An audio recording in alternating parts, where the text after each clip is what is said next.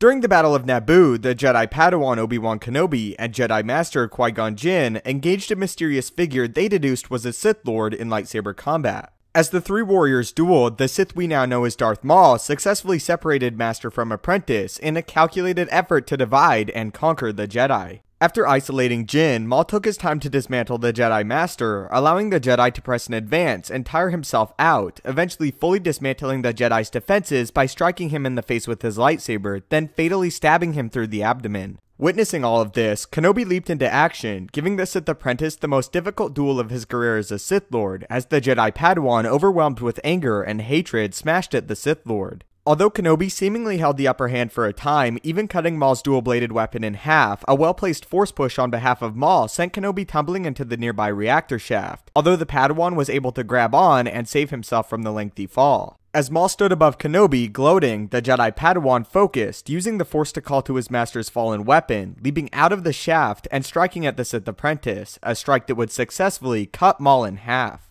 As the Sith apprentice began to tumble down the shaft, his upper body now completely separated from his lower, as he was filled with the hatred he could have only dreamed of prior. In this moment, Darth Maul may have felt his strongest connection to the dark side of the Force, as all of his shame and hatred boiled to the surface, willing his very body to continue to live. Exhausted, but still alive, in a last effort to preserve his life, Maul reached out with the Force, successfully grabbing a vent that again sent the Sith Lord tumbling, this time into a garbage container. As Maul lay injured, he suddenly felt the container begin to move as he was transported onto a mysterious ship. Barely alive at this point, Maul focused on his teachings and the dark side, but largely his hatred for the Jedi that had placed him where he was. Eventually, Maul was dumped on an Outer Rim planet called Lotho Minor, which was meant to serve as a junkyard for the galaxy's trash. Once on the planet, Maul mustered his remaining strength, using the Force to create a crude set of unstable legs. By using the Force, Maul gathered trash and junk metal together as he crawled around the planet's surface. Eventually, an injured Maul opted to go underground, making an agreement with another one of the planet's occupants named Morley that he was to lead prey to Maul, and Maul would allow Morley the leftovers. For over a decade, Maul remained in the depths of the planet, feeding on rodents, as all he held on to was his hatred and pain.